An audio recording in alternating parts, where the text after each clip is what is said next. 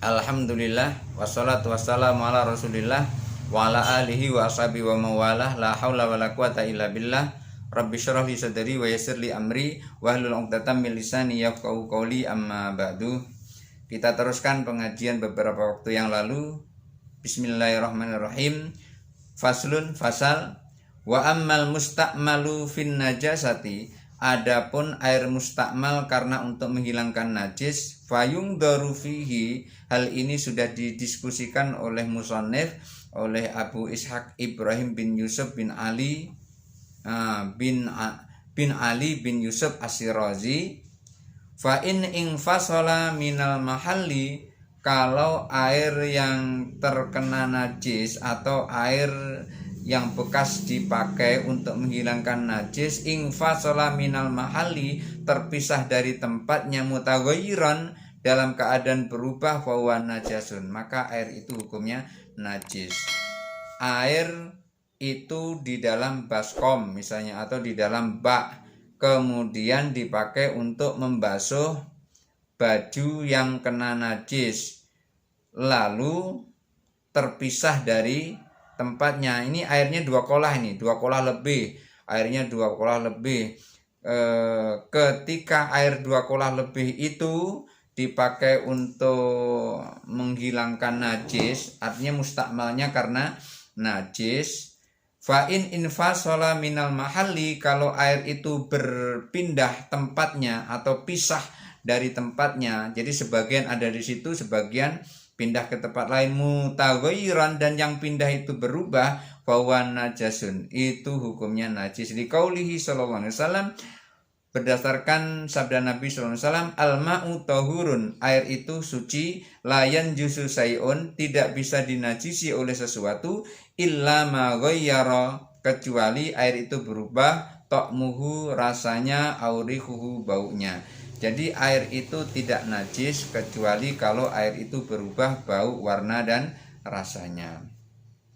Wa in kana ghayyara wa in kana ghairu mutaghayyirin fa fihi salasatu aujahin. Jadi air tadi ketika berubah bau, warna, dan rasanya, maka air itu hukumnya tidak bisa dipakai untuk bersuci, maka hukumnya najis. Tapi kalau air itu tidak berubah, bagaimana? Jadi air itu tidak berubah ketika satu bak tadi tidak berubah, bagaimana itu? Fafihi salah satu ujahin, ini ada 3 pendapat. Kemarin kita katakan di dalam kitab ini minimal mengajukan 2 pendapat. Ini sekarang ada 3 pendapat. Pendapat pertama, annahu tahirun, airnya tetap suci seperti itu. Wa huwa qaulu Abi Abbas, ini pendapat Abi Abbas, wa Abi Ishaq, dan juga pendapat Abi Ishaq, ya pengarang kitab ini sendiri. Li annahu ma'un, karena dia adalah air, la yumkinu hafadahu, karena air itu, air yang seperti ini tidak mungkin kita bisa menjaganya, minan najasati, dari najis. Walam yanjus min ghairi taghayyurin, maka tidak najis hukumnya kalau tidak berubah. Kalma il kasir, seperti air yang banyak, idza waqat fi najasatun, ketika dia terkena najis. Maka air yang bekas dipakai untuk mencuci atau mustakmal najis, air yang mustakmal najis ini, maka hukumnya dia kalau tidak berubah, hukumnya tetap suci. Seperti air banyak yang dipakai untuk bersuci, kalau dia berubah bau, warna, dan rasanya, maka air itu hukumnya najis. Kalau tidak berubah bau dan warna dan rasanya, maka hukumnya tidak najis. Wasani, pendapat kedua, annahu yanjusu, pendapat kedua hukumnya najis. Wa qauli Abul Qasim Al-Anmati, itu menurut Abu Qasim Al-Anmati yang kemarin. Di annahu ma'un qalilun, karena itu hanya air sedikit.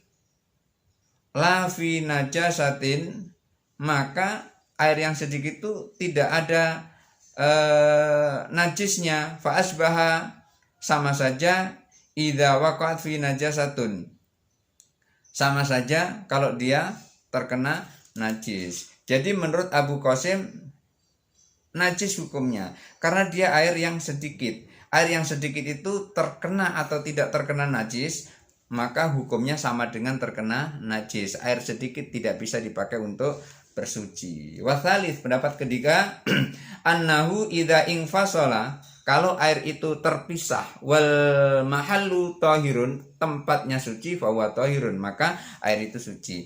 Kalau air itu pindah ke tempat yang suci, maka hukum air tersebut suci. Itu pendapat ketiga. Wa infasala, dan apabila air itu berpindah atau berpisah dari tempat semulanya, wal mahalu najasun, lalu tempat airnya itu adalah najis, wahuwa najisun, maka hukum air itu adalah najis. Wahuwa qaulu Abil Abbas bin Qos, ini adalah pendapat Abu Abbas bin Qos. Li'annal munfasila, karena terpisahnya itu min jumlatil baqi, dari jumlah yang tetap yang sama dengan sebelumnya, fil mahalli, di dalam sebuah tempat, fakana hukmuhu, maka hukumnya fin najasati wat toharoti hukmuhu, maka hukumnya bisa najis bisa suci. Kenapa? Karena airnya itu jumlahnya tetap. Ketika air jumlahnya tetap itu kemudian dipindah ke tempat yang lain dan tempat itu suci, maka air itu hukumnya suci. Air dengan jumlah yang sama, yang suci, berpindah ke tempat yang lain tapi tempatnya najis, maka hukum air itu bisa najis. Jadi yang ketiga ini tergantung tempatnya. Kalau tempatnya suci, airnya suci. Kalau tempatnya najis, airnya najis. Wa idza qulna innahu tahirun, kalau dikatakan air yang seperti itu suci, fahal yajuzul wudu bihi, bolehkah wudu dengannya? Fafihi wajhani, ada dua pendapat. Qala Abu Ali bin Khairan, menurut Abu Ali bin Khairan, yajuzu, boleh saja berwudu seperti itu. Faqala sairu ashabina, menurut kebanyakan sahabat kami, sahabat musannif, la yajuzu, tidak boleh. Waqad madha taujihihima, sudah dijelaskan sebelumnya. Jadi air yang mustakmal bekas najis, air mustakmal bekas najis, ketika dia pindah ke tempat yang suci, maka air itu menjadi suci. Ketika pindah ke tempat yang najis, maka air itu menjadi najis. Itu pendapat yang ketiga.